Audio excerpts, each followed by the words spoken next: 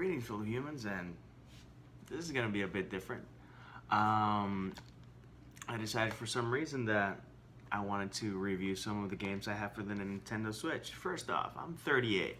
Second off, I'm a Nintendo guy through and through. I got the Switch. I hadn't played it in a long while. I was like, well, let's see how I'm doing with gaming. This game, um, I'm kind of happy that the Switch doesn't tell you how many hours you've played. I've played a lot of hours of this game. Seriously, Breath of the Wild has to be among my favorite Zelda games, which means it has to be among my favorite games. I didn't know if they were gonna be able to surpass Skyward Sword because to me that was like a really high watermark for them. Everyone mentions the classic ones to mention are Ocarina of Time, which is epic, and The Legend of Zelda: Link to the Past, which is from the Super Nintendo, as their favorites. All valid answers, all valid questions. I actually haven't played Majora's Mask. That's the only one I haven't played, with the exception of the ones that are for the Game Boy. And I know I'm missing out, but I've never bought Game Boys. That said, this is a time warp.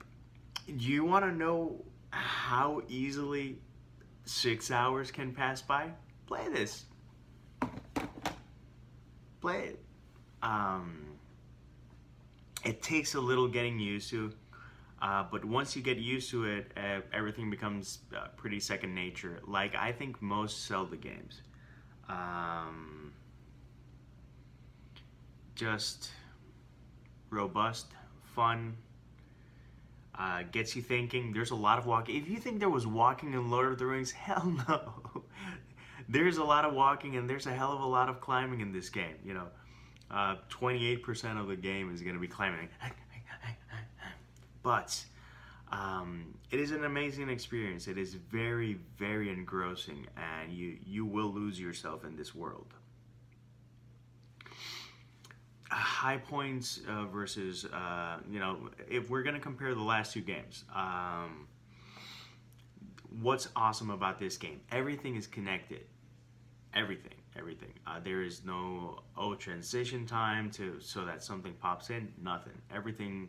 I'm not gonna say seamless. There is pop up, but negligible when you see the scope of the game and how massive it is. And it looks gorgeous. I know that the Switch doesn't run in a processor as powerful as I don't care. I love level design, and I love when developers get smart rather than use powerful technology. I think going back to the Wii, Xenoblade Chronicles is a great example of that. The game is using the Wii, and I think I broke the Wii because of Xenoblade Chronicles.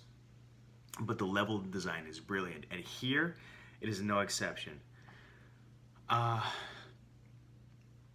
Unlike other Zeldas,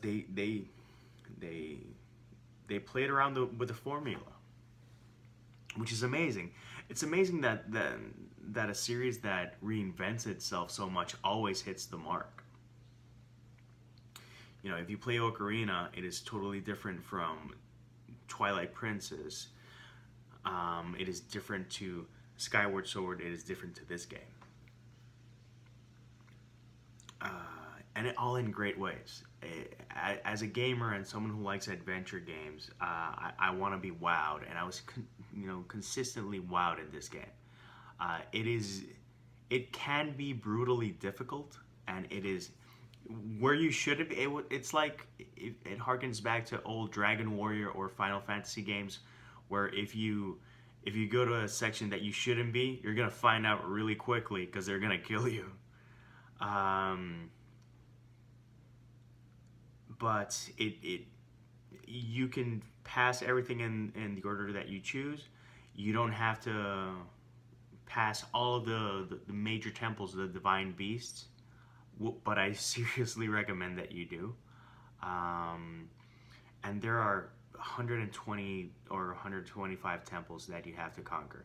The temples, each temples are, you go in and you get like, you know, armor or whatnot, and those give you spirit orbs that give you stamina and give you hearts. Once you get in and you play a bit, it makes a lot of sense. Some are really easy. Some are even like, you know, hey, thank you for arriving here. I don't know how you did it. Here's a spirit orb. But it's great. It is such a beautiful game. Some people do mind that the soundtrack comes in and out because it's incidental. If nothing's going on, you're just gonna see ambient noise and the stream or the wind or something like that. If you're on any of several horses, which you can board up to 4 or 5 horses, something like that. You hear a song for that. When you're in a battle, obviously there's music, but there's a lot of ambient noise, but it's masterfully made. And how it goes in and out, it kind of cues you into what you're doing. The game per se, I've played well over 100 hours, probably around 170 hours. I still haven't found all the Koroks. Koroks, if you find these little creatures, they're like little dryad nymph fairies things that are about. They give you a Korok seed. If you have enough Korok seeds, you can have your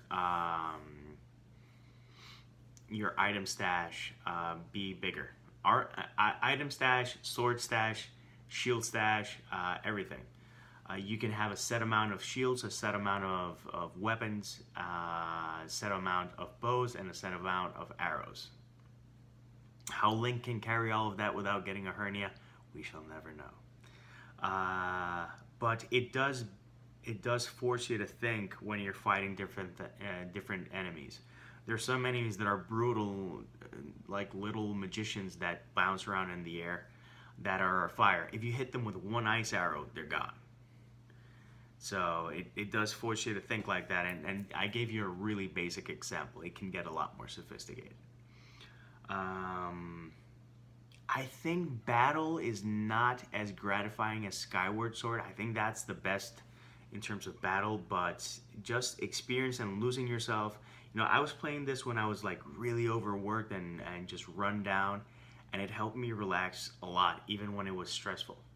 So that's the type of gaming this is. It's a game to slow burn, take it slow, and just enjoy it. And it is so good. It's so beautiful.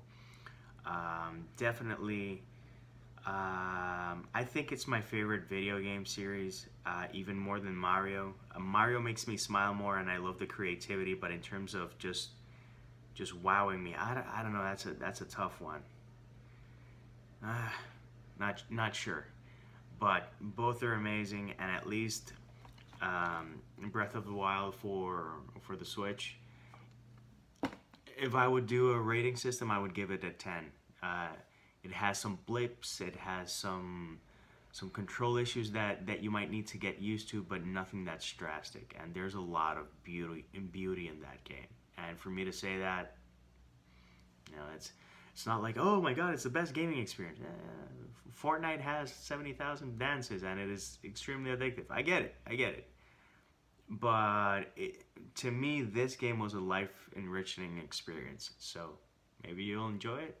But you have to go in with a really open mind to learn how to play a new game that will not take it easy on you, that will force you to be smart, stealthy, and sometimes know when to warp out of whatever predicament you find yourself in. So that's it for that. Hope you like it. Doing anything to support the big N, because I love Nintendo. Until next time, peace, love, and maki rolls.